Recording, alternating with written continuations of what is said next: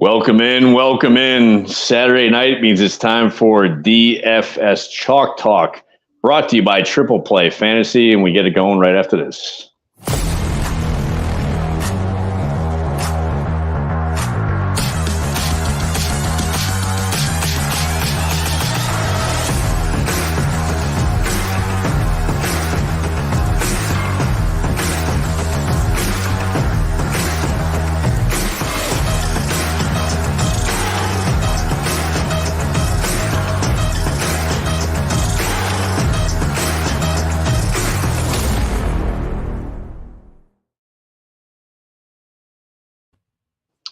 Oh, yes, indeed. It's time to get out of that kitchen and rattle those pots and pans. I'm your host, Jeff Mesha, and you know I never do this alone. I got my boys Mike and Joe. Mike, what's going down, kid? Just another beautiful day in the neighborhood. We're here ready to talk some DFS action, going ahead and cash in now that my hiatus with FanDuel has been finally cleared up and all that fun stuff. That's why I wasn't here last week. My apologies to everybody and that and a million other reasons. But doing good, man. Doing good. Glad to be back. Had a good Christmas. How was your Christmas, my man? It was excellent. Got some time with some fam and friends. So, the little bit of the use. Joseph, yourself, how you doing tonight? And how was the Christmas, my friend? Christmas was good. We got peeking in right now at Detroit and the Cowboys as we got some guys playing in my Super Bowl for my league. It was a dramatic finish in both of my major leagues last week. They both went down to Monday night, Christmas night, Baltimore, San Francisco. And that is why you play fantasy football, for the drama that came out last week. Even though that game wasn't necessarily close, there was so much going on fantasy in any league, really, with that game. It made for some fantasy drama last week for sure. Right on, brother. And for those just joining us, we do all things DFS on this program, where we usually discuss the main slate on the Sunday games, just because typically Saturday is already going on, especially during this time of the year. So we'll get into kind of who we're paying up for, who might be a good bargain play, and everything else. But I'll tell you, I'm going to go rogue with a question here just from the start, just because we brought up Christmas, and I don't have kids. The two of you do. What is the age you talk about Santa to your kids, out of curiosity? I never really had to. I knew when they both knew, so it was like, oh, okay, damn it, they already got onto it. I think other kids do that damage for you. What do you have to say there, Joe? Well, hold on a second, Mike, hold on. Mike, are you just that bad at sneaking around with presents and stuff, or where the kids figured it out that early, or what?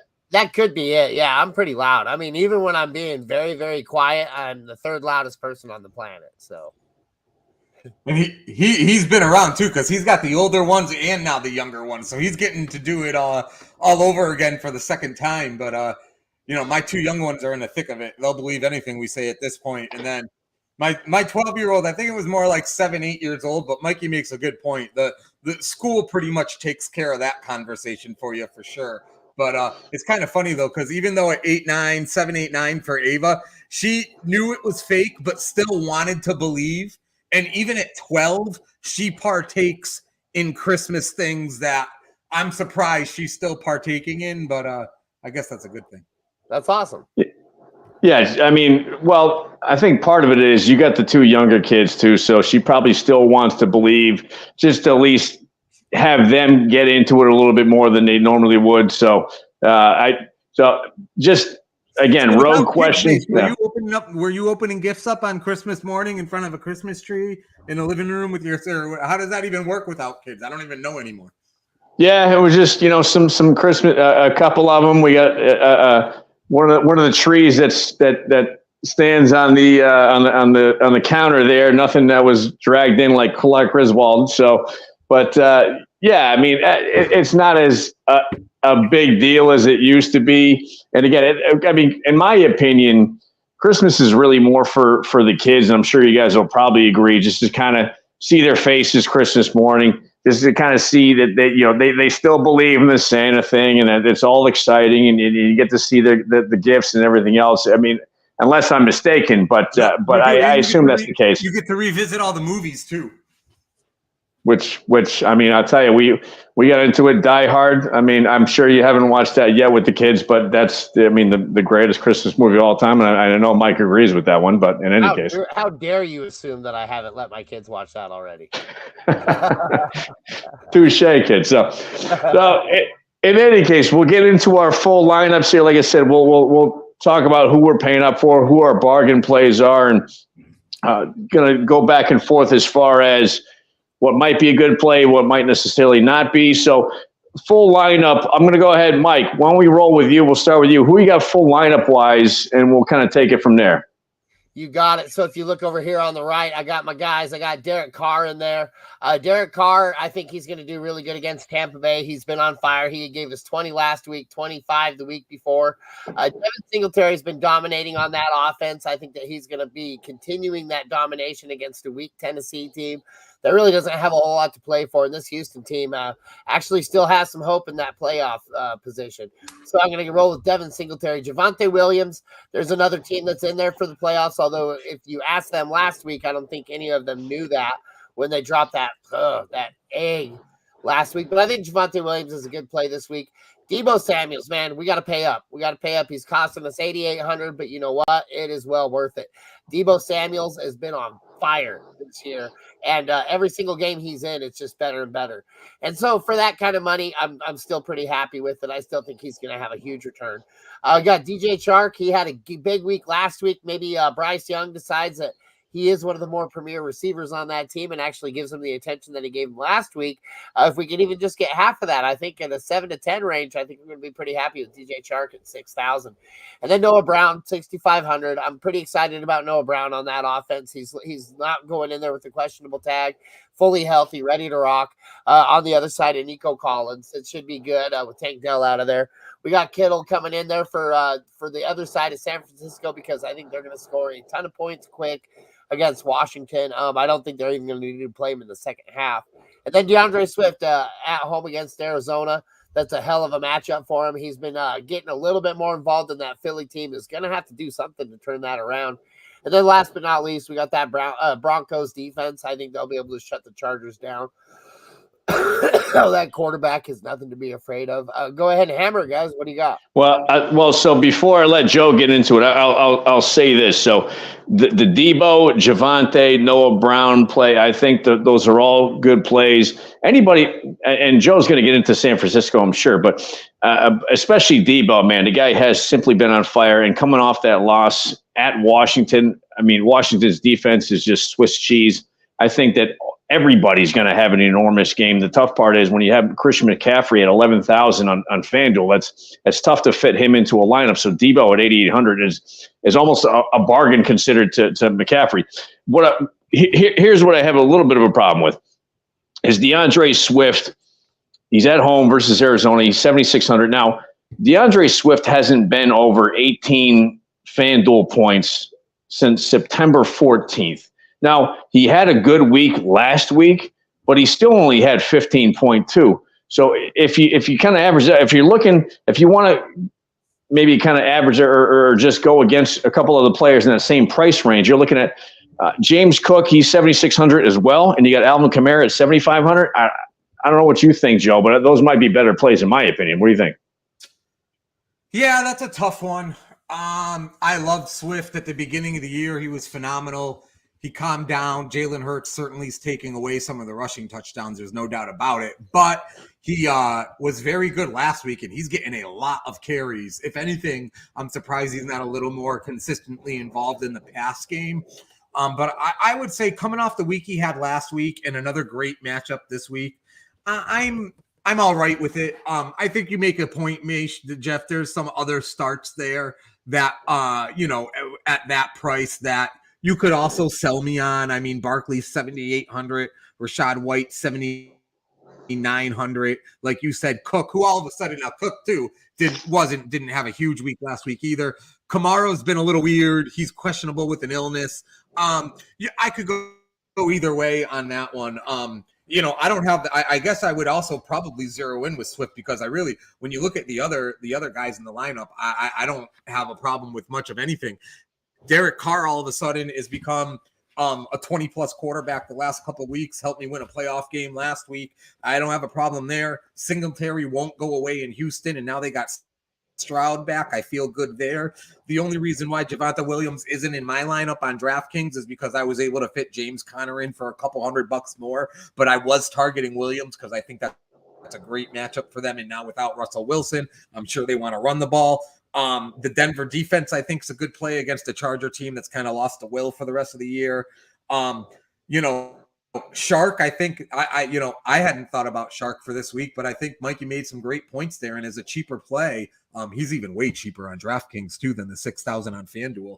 I don't argue with that. Noah Brown, CJ Stroud. I believe this is going to be the first game where Dell's out the whole game. You're going to have Nico Collins, you're going to have Noah Brown, and you're going to have Stroud. So I've got no problem with Brown there. And I agree with everything you said, Jeff, about the 49ers. I think a loss like last week and then to line that up with Washington this week, it's going to be ugly there. I really believe the 49ers are going to bludgeon them. I think Debo is the pick for wideouts. I think he's the cheapest, real legit number one. At least he was on DraftKings. You don't have to play Tyreek Hill money, for Debo. And then the Kittle thing, Kittle's kind of funny. I'm almost surprised that Kittle's been as consistent as he is, just because Ayuk's been so good and Samuel's been so good and McCaffrey's been so good. But Kittle's not dying either this year. He's been pretty great for them, actually.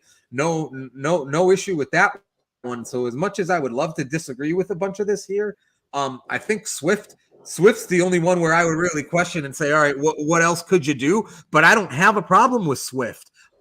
I'm looking at the other guys in Singletary's price range real quick. And I will say this.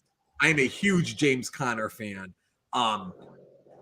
He had a good game against San Francisco. He's had a good game against the other teams he's played since he's been back for Arizona. So the fact that you can get Conner for 6,700 versus Singletary's 6,600, I do like Conner a lot. And I mean, Javonte's only 6,500. He's already in. But again, Singletary has been great. He's been quite the pleasant surprise, I would assume, in most people's eyes. He never looked as good as he's in Buffalo as he's looked so far with these starts for Houston. So leave it at that. No, and that's, it's good feedback, and what I'll say about this, and then I don't disagree too much with much of Mike's lineup, but DJ Shark. Now, okay, I get it. The guy had about 25 points on FanDuel last week, but up until then, for the previous 8 weeks, he didn't go above 7.9 on FanDuel. So I wonder if you get into a scenario where we did talk about with the 2 tickets days of beware of pitfalls of don't judge a guy of what he did the previous week alone. And to me, DJ Shark might be one of those guys where if you're just going off of a huge week from last week when he hasn't done anything for 3 months, I got to be a little bit wary of that. I'll counter that though.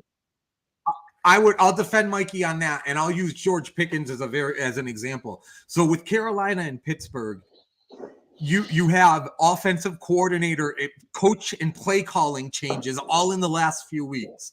So and quarterback change too in Pittsburgh.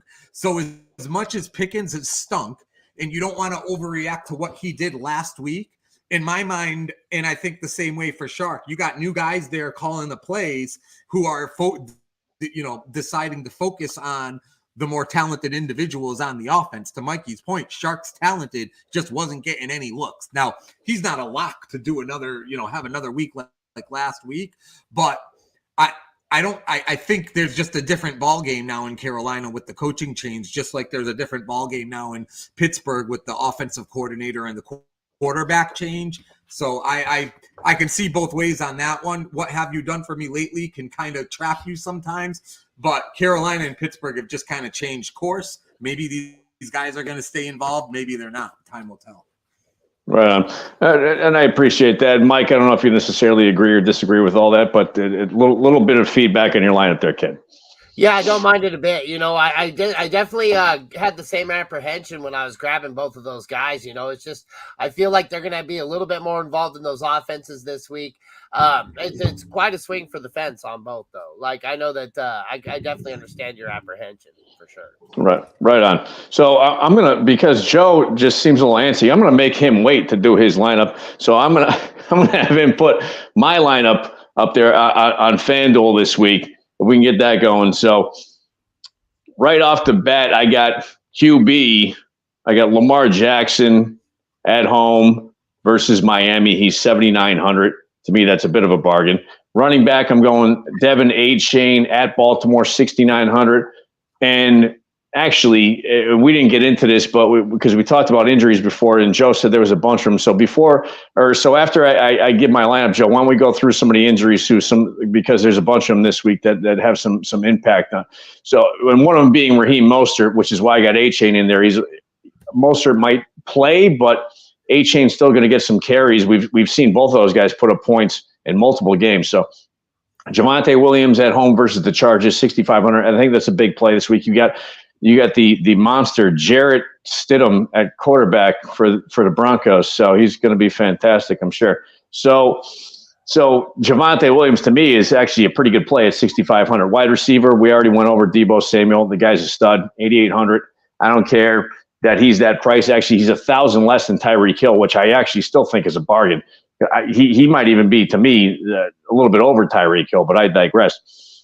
Demarcus Robinson at New York Giants, he's 6,400. With the looks that guy's been getting, and the Rams offense seems to start clicking now with Kupp, Nakua, and Robinson is getting a decent amount of looks. So at 6,400, you can squeeze him in and hope that maybe he gets 70 yards and a touchdown. So Noah Brown, I agree with both these guys with Noah Brown at home versus Tennessee, 6,500. And again, a bit of a bargain there too at wide receiver.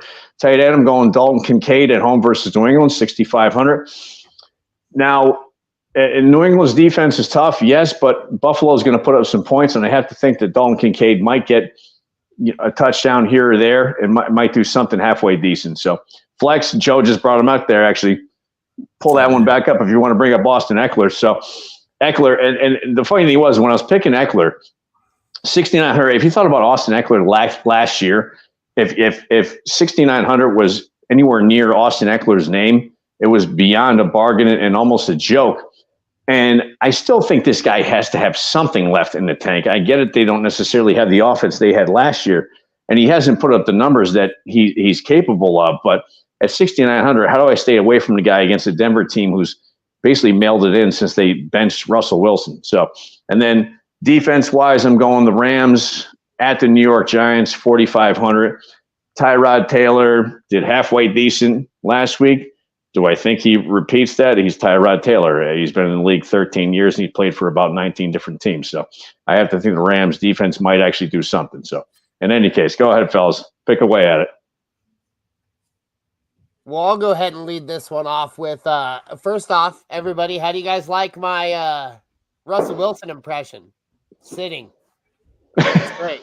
I'm very excited that guy is on the bench. You can't tell, although I'm not very excited it's Stidham, but anybody is better than Russell Wilson, in my opinion. Dalton Kincaid, man. Like, Dalton Kincaid is a guy that I really want to get behind, a guy that I want to get on board with. And, man, he was looking really good and relevant there for a good long time. But, I mean, in the past 2 games, he had 2 targets, 1 reception, 7 yards. And the other game, he had 2 targets. And that was it. Like, before that at KC, he was even 8 targets, 5 receptions, 21 yards. I mean, this guy hasn't given us anything over double-digit points for about 5 weeks now. So I feel like for that kind of money at 5,600, I feel like I might even play Taysom Hill this week. What do you say, Joe? Yeah, I agree with you. That was the one major one that I would, I think the Knox coming back has just decreased his value. Not to mention the fact that they've started running the ball so much heavier with the play calling change there too. So I'm with you on that, Mikey.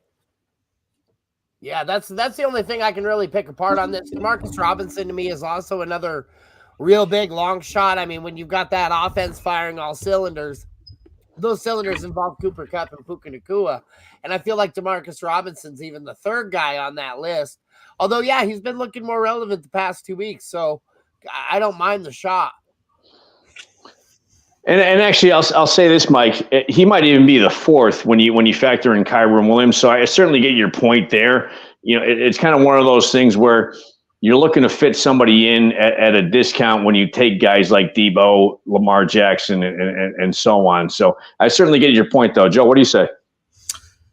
Yeah, I mean, Robinson's double digits 4 straight weeks. And if they were to start blowing the Giants out, Nakua's already questionable, so he's coming off the field, and Kupp's coming off the field. So you could see Robinson maybe even getting some trash. So I think, as your pay down of the week or whatnot, it makes sense to me. I'll say this, because I think, obviously talking a little bit about Kincaid is obvious because he's in a platoon situation and he hasn't had a great couple of weeks.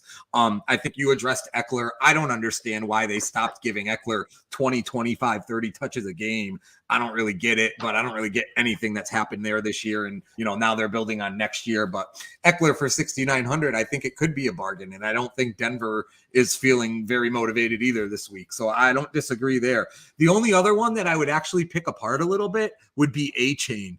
And obviously, if Mostert doesn't play, then A-Chain for 6,900 is a great start. But that's a really stingy defense in Baltimore. We saw what they did to San Francisco. Now, albeit McCaffrey had a great day. He had over 100 total yards all purpose. But if Mostert gets his regular amount of carries, I worry about A-Chain at 6,900. And I just, I'm looking at it. And whether whether you saved 400 and went Mixon at 73, or if Kenneth Walker plays at 100 more, again, James Conner I talked about, Mikey talked about Singletary. I just wonder if there's an option where you're guaranteed more touches than what A-Chain's going to get at Baltimore. Other than that, we all like Debo. I'm not arguing Lamar Jackson at all. It's just a matter of whether or not you want to spend the money.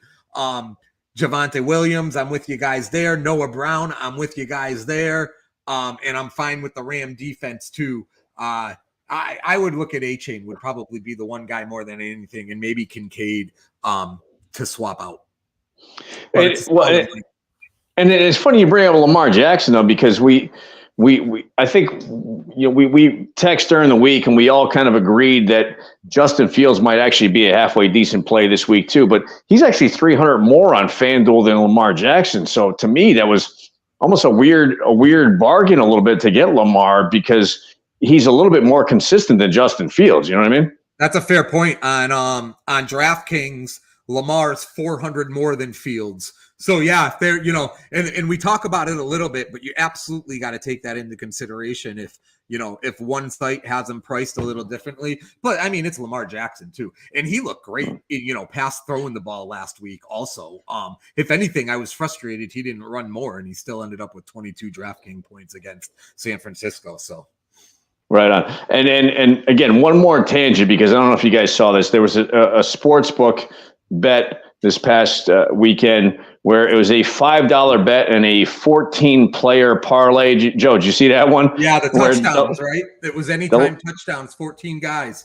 The last guy he had was McCaffrey, and I'm thinking to myself, if this guy has gotten 13 touchdowns out of the guys that he picked, and McCaffrey's the guy who doesn't get in, because it was a $5 bet. I want to say he won $490,000. Isn't that right? Yep. Yeah, absolutely. Unbelievable. But I was in my head, I'm thinking, oh my God, if this guy loses because McCaffrey doesn't get in the end zone for one of maybe 2 weeks out of the entire year, I'm just going to feel heartbroken for this kid. But in any case, so before we get into your lineup, Joe, what are some key injuries this week, just so we can kind of go through those and have people pay a little bit of attention to that? Yeah, and there's a lot going on, especially at the running back position. I think the big news quarterback-wise is, as of yesterday, we found out Trevor Lawrence is out for Jacksonville. They're playing for a playoff spot home against Carolina, so that kind of impacts Lawrence, impacts Evan Ingram, potentially Ridley from a fantasy perspective. The other big news on a positive side at the quarterback position is C.J. Stroud is back, hence the fact that you see Noah Brown in most of the lineups here with us this week in their game against Tennessee, where they're also playing for a playoff spot too. I'll stop there at quarterback. Running back, a lot of questionable guys. Some of them have gotten cleared up. Alvin Kamara is questionable with an illness. Seems like a lot of teams have the flu going around the last 7 to 10 days. So we don't know for sure yet if he's going to take the field. You talked about Raheem Mostert. He's very banged up. He's got a knee issue, an ankle issue. McDaniel said on Friday he should be good, but no full word on if you'll have a full workload or not. Isaiah Pacheco, once again, questionable. He has cleared the concussion protocol, though, as of 4:30 this afternoon. He is expected to play. He also has a shoulder injury, too, so he's certainly banged up. Josh Jacobs is doubtful. He's going to miss another game. Kind of surprised Zay White hasn't been brought up yet, but I will clean up that mess for us very soon. Kenneth Walker, 6,100 on DraftKings. He is also questionable. He's fighting an illness as well as a shoulder injury. He's going to be a true game time decision. Kind of a head scratcher. He looked so good on Monday night against Philadelphia, but then got completely shut down last week against Tennessee. And I will leave it at that. Zach Moss is out. You know, if you like Jonathan Taylor, there's a reason to like him a little more. We know Tyreek Hill's playing at wide out. Puka Nacua is expected to play, but he is questionable as of right now. Keenan Allen is out again, so you're going to have the young guys there for the Chargers once again. Jalen Waddle's out for Miami. Little surprised we haven't mentioned that yet. I will also get to that. Jamar Chase is listed as questionable. He's looking to be a true game time decision. Looks like Michael Pittman will be back this week for Indianapolis. That's a nice juicy matchup against the Vegas Raiders. So that's one to, watch out for. DK Metcalf also questionable, but he is in line to play. Actually, I didn't know about this one. Cortland Sutton is out for Denver this week, home against the Chargers. So Judy will really be the number one there this week, and maybe we see some Mims. Zay Flowers, questionable, but is in line to play against the Dolphins. And I will leave it at that. As far as tight end goes, I think we're pretty much in the clear, although Cole Kmet is questionable for the Bears. I think what I learned there was if you injure your shoulder, you'll get sick. So don't injure your shoulder or else you'll be questionable with an illness. Seriously, what is that? I don't know. And I think there's a couple more like that too, but yeah, bizarre. It's the new rotator cuff COVID thing that came out of Bulgaria or something. I'm pretty sure it was something like that. Yeah, we'll blame the Bulgarians. So, but I'll say this: with Cortland Sutton out, that makes me like my Javonte Williams pick even better because you got Jarrett Stidham at QB who won't be thrown to anybody. He might have like 79 yards passing. And then also with Keenan Allen out, I like Mikey's pick with Denver at defense that much more because you got Easton Stick, worst name ever, by the way, at quarterback for the Los Angeles Chargers. In any case, Joe, go ahead and get into your lineup. All right, let's do it. So we're starting with Brock Purdy, 7,000, San Francisco at Washington. I mean, this is everything you want in a game when a team like San Francisco is coming off a bad national TV Christmas night home route to Baltimore. I believe they're going to go into Washington and treat them like Jeff Mason treated a 21-year-old in 2004.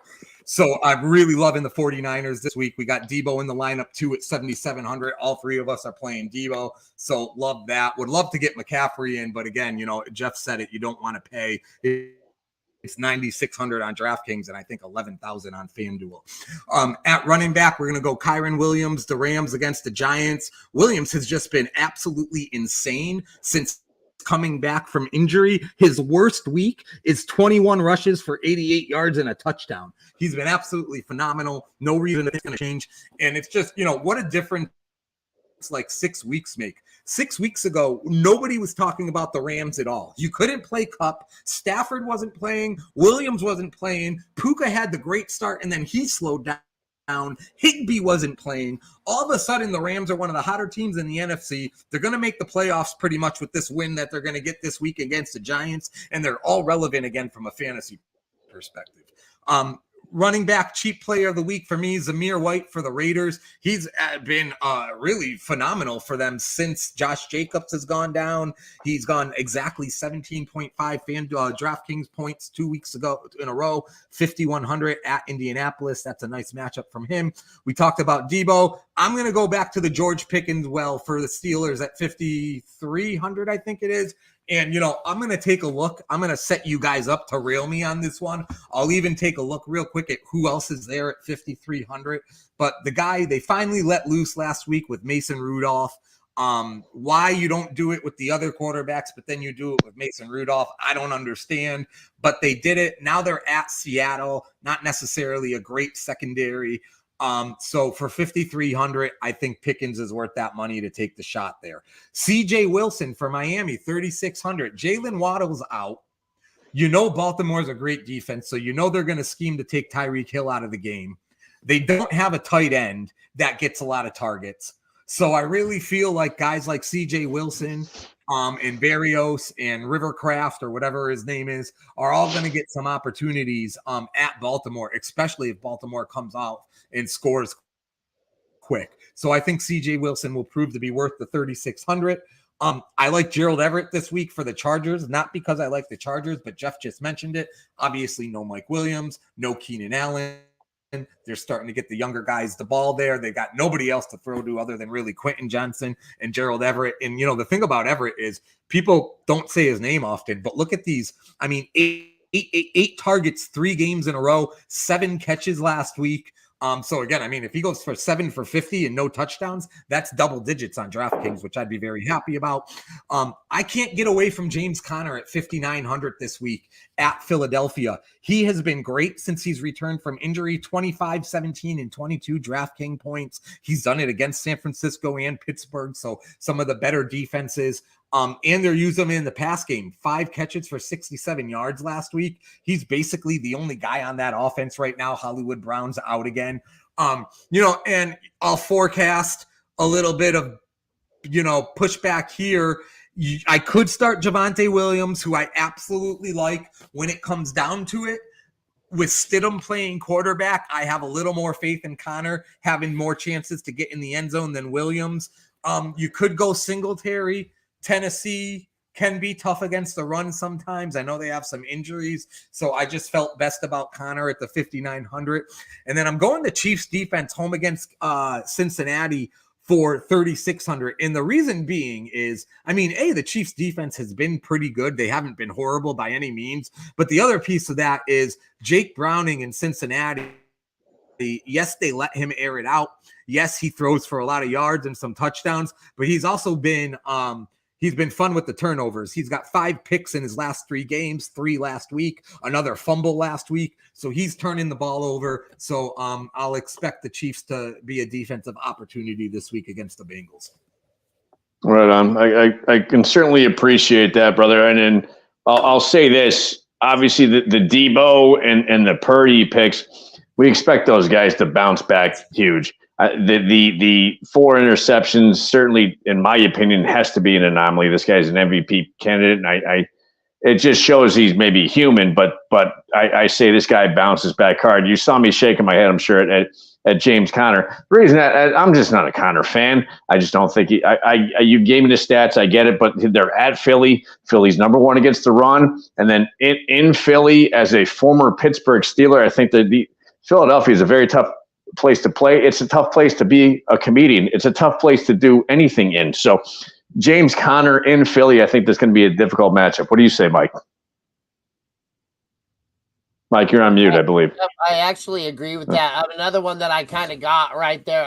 James Conner's always been a guy that I feel like gets you the job done, but I don't really feel excited about when I got him in my lineup as far as what he's going to be able to. Now, the 5 for 6 is encouraging, though. I can say that. The 5 for 6 is quite encouraging, that passing line. So as long as they can continue that with an offense that just doesn't really have anybody, I really don't mind this play very much. Although I think I could sidle it pretty easily. Like I said, Javonte Williams, to me, with that offense is the way to go. And how dare you besmirch Durham Smythe, the tight end, for the Miami Dolphins, my man. Like just last week, he went ham. He he got, what was it, 5 for 5 for 56 yards, man. He's starting to get involved there. So I feel like he's going to be a guy maybe you can get a good value play on over Wilson Jr. Although I don't mind that lineup. I don't mind him. You know what, Mikey? I'll tell you something right now. I'm going to make that switch. I'm going to save the money and go Smythe. For the 5 for 56, look at the week before, 4 for 4 for 32. So that's 2 weeks in a row with no Waddle in a game where they could be behind in. I'm gonna save the you've got me sold. I'm saving 600 and I'm going Smythe, and then I'm gonna be able to upgrade somewhere else. Maybe it's CJ Wilson, maybe it's Perkins, maybe it's the Chiefs defense. It won't be Connor, you sons of bitches. But, I agree with you 100% on Smythe. I think that's a great call. Hold on. Are we really banking on Durham Smythe, who sounds like he went to Duke and now is a physician at Mass General with a name like Durham Smythe? I mean, okay, you can maybe make a case that he plays tight end, perhaps for Miami, or he's a physician. I'm going physician. No Waddle. Yep, that's why I like him a lot this week. We got no Waddle, we got a wide open side, so give it to me. My jokes are not that good because I was just making fun of his name, not necessarily his opportunity. So one more gripe I'll have is Pickens at Seattle. So again, I guess my question would be, do we have, after 1 week, do we have that much faith in Mason Rudolph again? Well, look at this, or at all. Look at this. So and now I've got an extra 600 to play with. So I'll go all the way up to 5,900. Thielen, no. Lockett, no. Flowers against Miami, he's questionable. I guess maybe if he's playing for sure. The fact that DraftKings is a full point PPR, you could maybe sell me on Flowers. Davis, no. McLaren against San Francisco, no. Downs, absolutely not. Myers, maybe. So really, I don't love Pickens, and with the 600 savings, I'm thinking right now I'm going there to see what I can do. I'm not seeing much I can do there. I'd slide around right there, and I'd upgrade CJ Wilson, but that's me. You know what? That's what I'm going to do. That is what I'm going to do. I think you're absolutely right again, Mikey. I am. I'm going to go Noah Brown here, and now I'm going to look at CJ. We'll take the people on the journey here. We're doing I might still like CJ Wilson here, to be honest. Yeah, looking at what we got, I might too. And by the way, if Trans-Siberian, our buddy over there in the Ukraine, if he's watching and he heard you bring up Gabe Davis, that's coming back at my face, I'm sure somehow via text or message or something, whether it's tonight or tomorrow. So, I mean, do you take that 800 now and just go from the Chiefs to the 49ers? I might. Yeah, that's a good move to me. But anyway, so I appreciate it. It's there's a lot of moving parts this week. A lot of options that feel good. Certainly a lot to debate, and that will wrap it up, at least for this segment of DFS Chalk Talk. Do not miss us tomorrow morning, 11 a.m. Eastern. The three of us will be back together for the Blitz. It'll be, unfortunately, the last Blitz of the year, so get your questions in. Get them ready to roll. We will be ready to rock tomorrow morning. It's going to be a fun Sunday morning. Don't cry, Mike. It's going to be okay, kids. So, but as always, any parting words here, gentlemen, before we get on to the Blitz tomorrow morning? Go eat some cutlets. Want some cutlets? And I said, let's get some cash, buddy. Let's get some cash, and we'll see you guys in the morning. Cutlets and as cash. Always. Until next time, we got you covered.